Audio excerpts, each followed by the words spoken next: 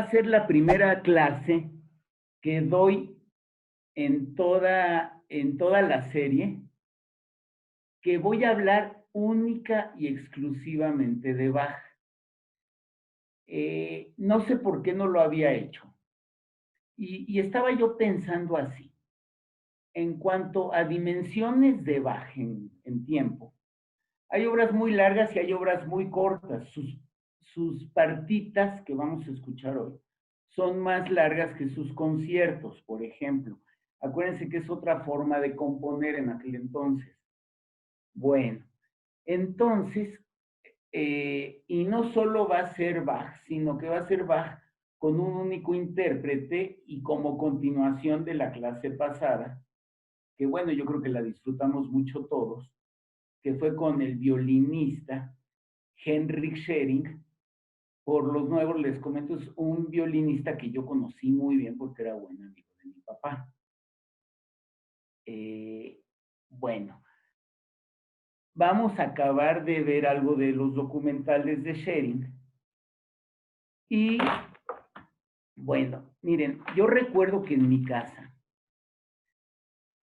uno de las cosas que me llamaba la atención era que en el estudio de mi papá había como un busto colgado de un señor muy adusto. Obviamente se veía que era de tiempos antiguos, hasta que un día le pregunté a mi papá o a mi mamá y me dijeron que era Bach. Entonces imagínense la adoración de Bach. En mi casa, el concierto para violín, el segundo que puse la última clase, bueno, yo creo que en mi casa, entre que lo ponía mi papá, entre que lo ensayaba para tocarlo, bueno, lo oí incontables veces, al grado de que ya me era un poquito aburrido, digamos. Pero un día, casi yo ya protestando, pues a esa edad uno quiere oír otras cosas. Y mi gusto no estaba muy depurado, a mí me gustaba el rock en español, los rebeldes del rock, los locos del ritmo, etcétera, etcétera. Y entonces, lo primero que puse por motu propio de este tipo de música fue precisamente el tercer movimiento de este concierto que había yo oído tantas veces y como que se me antojó. Y yo creo que ya desde entonces habré tenido, ¿qué será? 8 o 10 años. Pero ya desde entonces creo que descubrí los efectos curativos de Bach. Porque, como siempre les digo, Bach es otro tipo de música. Estoy hablando de Juan Sebastián Bach, no de sus hijos o de sus padres. Toda la familia Bach, un día les enseño el árbol genealógico de la familia Bach de músicos. Es enorme. El caso es que para mí el gran Juan, y los otros son excelentes también, y son el puente entre el barroco y el clásico. Juan Sebastián Bach, dentro de lo barroco, como que yo creo que es un mundo aparte. ¿Y por qué? Porque junta, yo creo que es quizá el más matemático. Dicen que ver una fuga en el pentagrama equivale a ver un dibujo de un arquitecto, porque todo es como en espejo, muy bien estructurado, y es una estructura muy, muy elaborada matemáticamente. Y ese orden y esa mezcla de ritmos, recuerden que yo siempre he dicho que, bueno, y todos lo detectamos, que uno se siente bien cuando uno está perfectamente armonizado. ¿Y qué es armonizar? Aparatos, sistemas, o como se llame en anatomía, el sistema nervioso, el aparato digestivo, el aparato respiratorio, el aparato circulatorio. Todos son bien diferentes. Eh, tienen, está yo pensando, el sexual también es diferente. Entonces, todos están interconectados y en qué momento es cuando uno realmente se siente bien. Cuando uno tiene esa armonía, que son diferentes ritmos perfectamente bien armonizados, inclusive cuestiones psicológicas. que son momentos muy raros. Bueno, y que hoy en día yo creo que muy pocos, hoy en día como que es más difícil tener esos momentos, o estar así de bien armonizado. Yo creo que lo que está pasando no hay una persona que no le afecte. Entonces, a ver si también, aparte de disfrutar la música, que es bellísima, traten de captar la maravilla que hay en la matemática. Yo creo que matemática y orden y música se parecen porque son cosas muy abstractas. Eh, en la matemática, bueno, no sé si se puede decir que se encuentra la perfección por lo del infinito y o el pi que no acaba, pero es algo muy cercano a la perfección. Pues yo diría que la música de Bach, cuando menos estructuralmente, es muy cercana a la perfección. Ahora, hay muchísimos Bachs en el sentido que como por la época hay muy pocas anotaciones y recomendaciones de Bach, entonces eh, cada intérprete lo entiende de otra manera, inclusive las orquestaciones. Hoy voy a hablar de un músico que no es Sherin, que acabó de componer, fíjense, se atrevió. Yo esto no lo sabía. Según mi primer maestro de música, la obra suprema de la música en general, o de la música occidental en general, y decía de una manera de superstición, que así como los muy religiosos no les gusta pronunciar el nombre de Dios, que no se debe decir muy seguido, el arte de la fuga. Bueno, pues este señor, y van a ver qué historia, se atreve a componer, yo no sabía que era inconcluso, que había algo inconcluso, bueno, se atreve a concluir el arte de la fuga. Entonces vamos a ver intérpretes de muy, realmente de muy, muy buen tamaño. Y es más, miren, como no es tanto el documental, aunque también voy a dar otro documental de Schering, yo creo que para que se ubiquen ahora en Henrik Schering, yo diría, muy, muy, muy discutible, el mejor violinista del siglo XX, quién sabe. Pero uno de los 10 grandes, fíjense, hablando de eso, una vez a Schering le preguntaron que a quién consideraba el violinista más grande de sus contemporáneos. Recuerdo dos que dijo, uno para toda mi sorpresa. Uno fue Nathan Milstein, que ya les he dicho que mi papá me decía que cuando tocaba bien, tocaba mejor que cualquiera. Y el otro, uno, la verdad no estoy seguro si es italiano o francés, el nombre es italiano, Sino Francescati, pero creo que era francés. Ya ven en Europa, no es extraño que pasen esas cosas. Bueno, entonces, bueno, nos quedamos después de que toca el chelista. Si recuerdan, eh,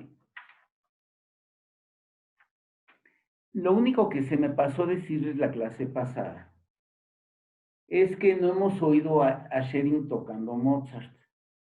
Y fíjense, hablando de predilecciones, las sonatas para violín y piano de Mozart, su versión, mi versión favorita, también es la de Schering, con una pianista, me imagino, alemana, Ingrid Hebler. Son bellísimas, bellísimas. Le vamos a oír una danza húngara de Brahms, no es la más conocida, pero es de las conocidas.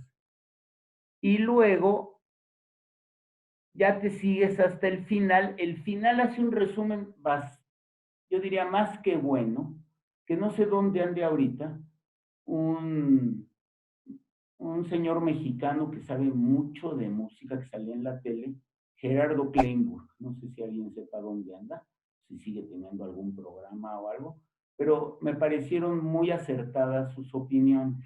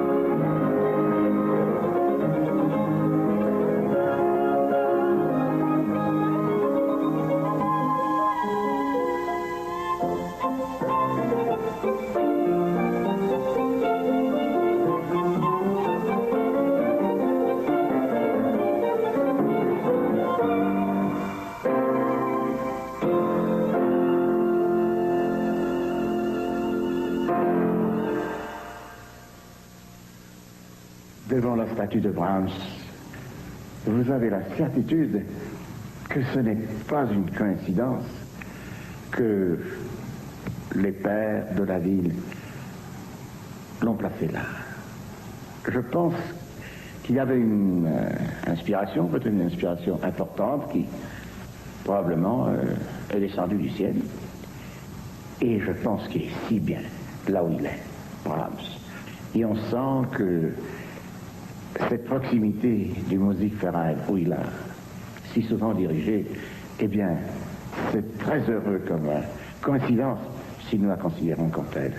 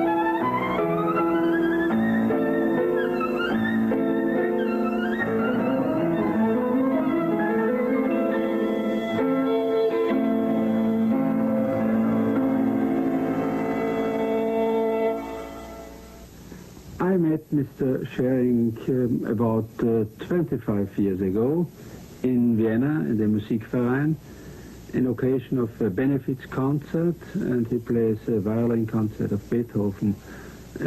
We transmit this concert in the Austrian television for Eurovision, and it was a big success, of course. The cooperation with him was really wonderful. He is an absolutely not complicated man. He is a gentleman and fantastic. Vous venez de situer Brahms en faisant le parcours du Karlskirche, du Musikverein, et tout ça. Il est là comme ça, mais pas par hasard, comme vous avez si bien dit. Beethoven, lui, est tout à fait à l'autre bout. Il s'est réfugié à Heiligenstadt. Et Heiligen veut dire sainte. Oui, j'aimerais que vous sacré. Oui. Je pense que ce n'est pas du tout un désavantage pour Beethoven. Je pense qu'au contraire, mettre deux géants, deux titans, l'un à côté de l'autre, ou à proximité, aurait été une grave erreur. Et je pense que vraiment le destin fait la plupart du temps très bien les choses. Bien amigos, hemos visto, hemos escuchado este documental, Henrik Schering, su vida y sus pasiones, en las que de un gran trazo nos ha quedado bien claro todo lo que fue este hombre. Creo que vale la pena, antes de despedir nuestro programa, hablar o tratar de explicar por qué hay ciertos instrumentistas, ciertos músicos que se logran convertir en los llamados grandes monstruos, como es el caso de Henrik Schering. En efecto, se trata de un notable violinista, pero si evaluamos concreta técnicamente sus atributos, podríamos encontrar a una serie tal vez mucho más larga de lo que pensamos de violinistas con iguales calidades de ejecución. ¿Qué es entonces lo que hace la diferencia? Creo que el programa, y esa es tal vez una de sus grandes virtudes, nos dejó bien claro este asunto. Se trata de un hombre integral, de un hombre que logra traducir un gran cúmulo de conocimientos y de experiencias en el quehacer musical. Esto, aunque no lo creamos, logra ser percibido por un gran número de espectadores. No se necesita saber mucho de su vida, no se necesita saber mucho de música para poder percibir esta especie de magia, que como podemos ver no es tal. Se habló en algún momento de este documental de la formación de Henrik Schering en París con Nadia Boulanger, por ejemplo. Nadia Boulanger no era una maestra de violín, era una compositora y daba clases de composición. Schering tampoco fue un compositor durante su vida. Recordemos que murió hace 7 años, en 1988. Pero este estudio de la composición le permitió adentrarse de manera mucho más profunda en la estructura de la música, en los secretos más íntimos de los grandes compositores, sobre todo de sus admiradísimos y amadísimos Johann Sebastian Bach y Wolfgang Amadeus Mozart. Hay otro momento también interesante y al que ya aludíamos al principio del programa, el encuentro de Schering con un laudero, con un fabricante y reparador de violines. Es cierto, Schering no era un laudero ni reparaba él mismo violines. ¿Por qué entonces su preocupación por entrar en contacto con esta gente? Simplemente por conocer todavía más a fondo los secretos ahora de su instrumento, esos recovecos de la manufactura, de las cuerdas, del arco, de los grandes secretos tan difíciles de igualar para lograr hacer un gran violín. ¿Qué podemos decir ahora ya de la parte estrictamente interpretativa o de ejecución de Schering? El sonido que durante toda su vida proyectó no buscó la gran espectacularidad o no buscó eso que coloquialmente se llama apantallar a la gente. Al contrario, era un sonido redondo, generoso, amable, meloso, si se quiere decir así, tierno. tierno en el sentido doble, de un sonido no exageradamente elaborado, sino que viajaba de manera muy transparente, y tierno también en el sentido del afecto. Sus interpretaciones eran enormemente refinadas, pero no sacrificaban nunca el romanticismo. Y esta es una combinación difícil de lograr. Generalmente uno piensa en el romanticismo como el gran exabrupto. Schering, entre otras de sus virtudes, logró fundir la emoción con la técnica como pocos violinistas lo han logrado en este siglo. Soy Gerardo Kleinburg y los invito a que nos acompañen la semana próxima en una emisión más de El Espectáculo Sin Límites. Hasta entonces.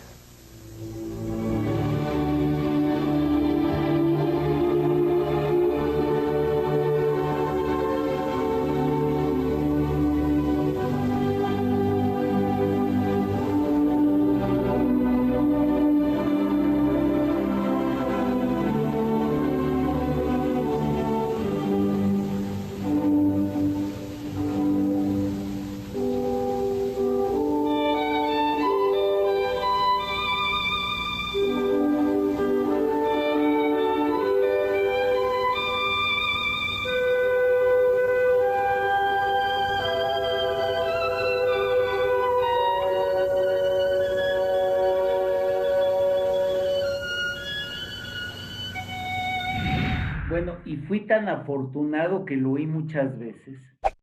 Esto que estaban oyendo, me imagino todos recuerdan el concierto, el único concierto para violín de Beethoven, el principio del segundo movimiento.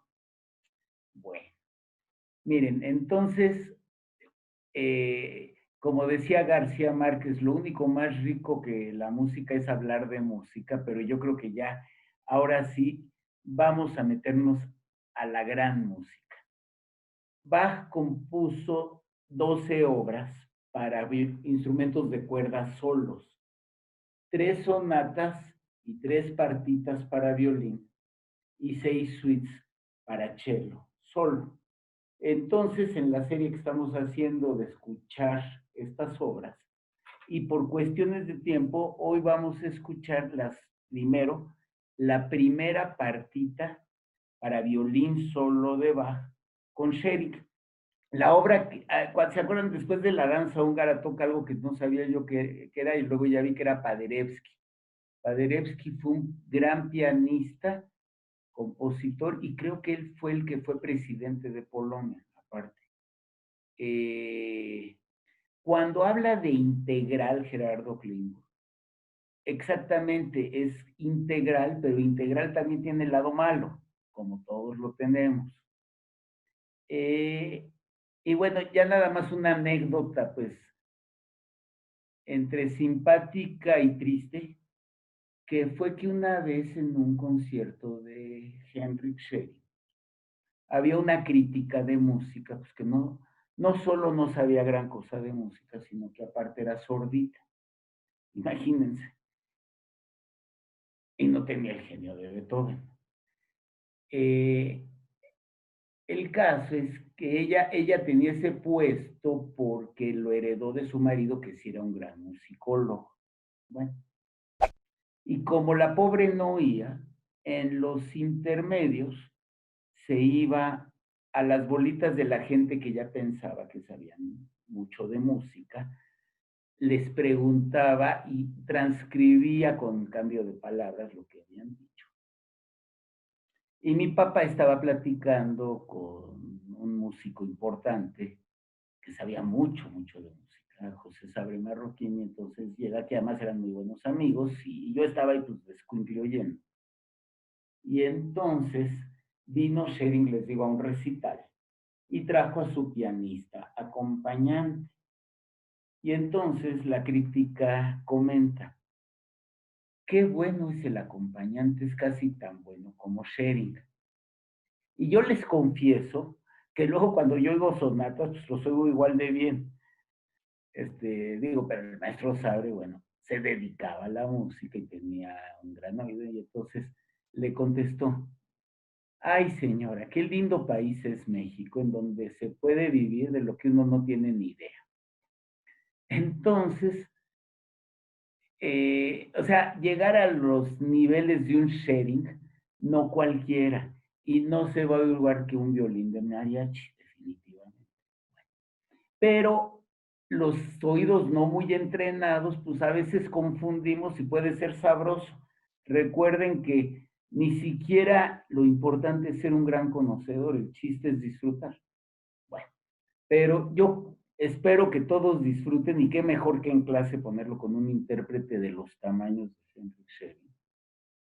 Aunque le digo, yo creo que muy pocos de los que están aquí, yo no me incluyo, estarán como preparados para captar todo lo que capta un Henrik Schering. ¿Vieron cómo disecciona las obras y el instrumento y el sonido? Y luego voy a poner un documental de Schering ensayando con otras personas, o un ratito, cuando menos creo que no va a faltar material. Y van a ver cómo trabajan, porque suena muy fácil. No, hombre, es un trabajo. Claro que al mismo tiempo debe ser un trabajo fascinante, sobre todo música de cámara, embonar todo. Debe de ser una delicia. Bueno, entonces ya sin más preámbulo, ahora sí, pon por favor la partita número 1 para violín solo de...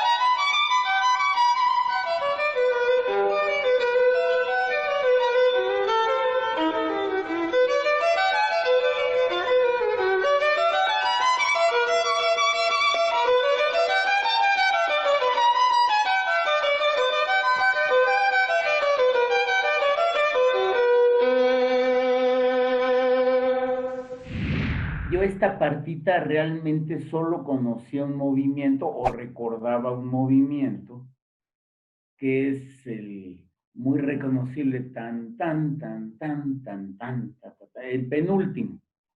Bueno, ¿qué sentí de esta obra? Yo no sé si coincidan conmigo. Tiene poca melodía. Yo creo que es una obra absolutamente matemática. Y ahí está su maravilla. Es pura, pura matemática, ritmos perfectos, armonías perfectas. Y quizás si ustedes se fijan, y si quieren indicar algo, hasta una melodía con ritmo es más fácil. Por ahí una vez los que tienen el iPad, o digo, el USB de la clase, donde grabé yo varias cosas, grabé unas lecciones de música y ahí explican con toda claridad que si yo toco una melodía con mal ritmo no se reconoce, pero si toco el puro ritmo, aunque no puedo hacer la melodía pegando sobre el vidrio, se puede distinguir la melodía, dan la prueba. Entonces, miren, de veras se me hizo absolutamente matemática, difícil, ¿sí? En el sentido de que requiere mucha concentración. Yo no sé si alguno de ustedes se sienta un poco más tranquilo, si haya sentido eso. Hay otra que tiene un movimiento, ya ven que les decía yo que eran diferentes cuestiones de la anatomía. Bueno, yo no sé de todos los sistemas o aparatos, me imagino que el nervioso, creo que el impulso nervioso corre rapidísimo, ¿no? Como electricidad. Entonces, hay un movimiento así, pero matemático. ¿Qué otra cosa les puedo decir? Pues llegó a haber un momento en donde definitivamente se oye sagrado. Bueno, yo lo oigo sagrado. Se fijan que a ratos suena como si fueran dos violines. Eso se llaman octavas. Pero bueno, Schering lo hace de qué manera, ¿no? Ok. Bueno, esos serán mis comentarios. Y ahorita, antes de entrar a más música, miren, el sábado pasado fue, y por eso retomé a Schering. Decía yo que cuando son tríos, que toca un violín, un cello y un piano, puede ser de dos formas, o tres grandes solistas cada uno de su instrumento, o tres personas muy, muy buenas, que únicamente se dedican a tocar y a hacer ese trío. Bueno, ¿por qué lo menciono tanto en trío y no en cuartetos? Porque el cuarteto normalmente ya está más armado. Bueno, Schering, escuchamos ese día el trío archiduque maravilloso de Beethoven, con Schering, Pierre Fournier en el cello y Wilhelm Kempff en el piano. Bueno, aquí van a ensayar otro trío de Beethoven, pero pues me imagino que por alguna razón, a lo mejor porque ya se había muerto y ya no está Pierre Fournier, está otro chelista. No sé si lo veamos completo, pero ¿por qué? Porque tiene un pequeño problema. Si recuerdan, les dije que Schering no he conocido un políglota como él y que además, y yo creo que él decía, una vez le pregunté que el día que cenamos que cómo le hacía para hablar tantos idiomas, y me dice, te lo voy a responder en dos palabras, el oído. Tenía un oído tan privilegiado que, o sea, imagínense cómo oye esa gente. El trío, fíjense nada más que opus de Beethoven, el opus 1, es una obra de un Beethoven joven, por eso cuando lo empecé a escuchar, dije, esto yo lo conozco muy bien, lo digo mucho. Pero me entró un poquito de duda entre Mozart y Beethoven, ¿por qué? Porque es una época muy temprana de Beethoven, y como hace poco me hizo notar Abraham Leiter, yo no conocía que hay un quinteto ya de un opus mucho posterior, que aparte de este trío creo que le mete otro violín y otra viola. Y es exactamente, cuando menos lo que escuché, es lo mismo, nomás que como que con más timbres el quinteto, obviamente, que el trío. Entonces vamos a ver un rato, bueno, y para acabarla de amolar, hablan nada más en alemán, oigan qué alemán, ya lo habíamos oído hablar francés y español, ahora oigan qué calidad de alemán, con alemanes. Como Wilhelm Kempfel, el chelista, no sé ni de dónde es. Y el problema es que la traducción es con subtítulos en italiano. Entonces, pues no, muchos no le vamos a entender, pero entre lo que se ve y lo que medio se entiende y todo, yo creo que se da una muy buena idea del trabajo arduo y maravilloso que debe de ser ensayar música de cámara. Entonces, además vamos a disfrutar unas melodías. ¡Wow! Órale.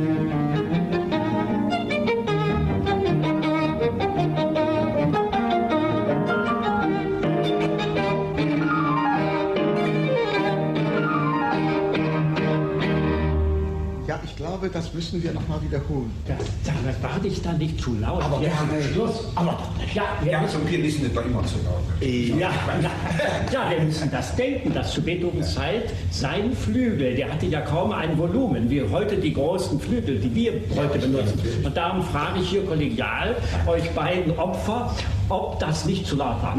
Auch nicht bei der Durchführung. Nein. Aber dagegen hätte ich doch einen Wunsch.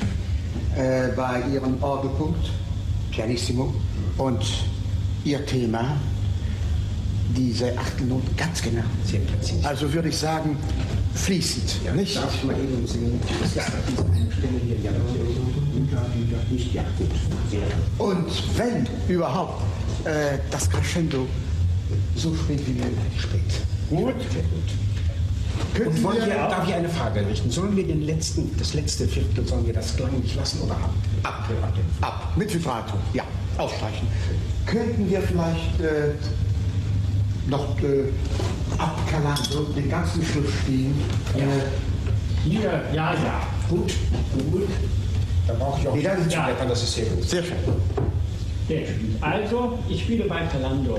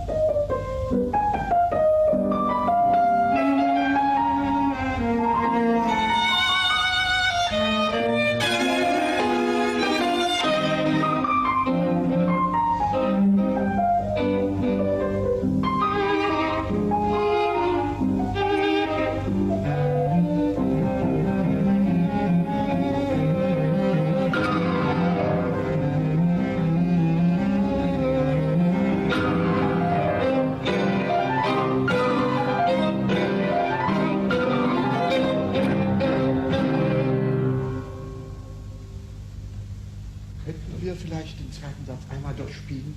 Noch einmal durchspielen, Ja, aber ohne Wiederholung. Ohne Wiederholung.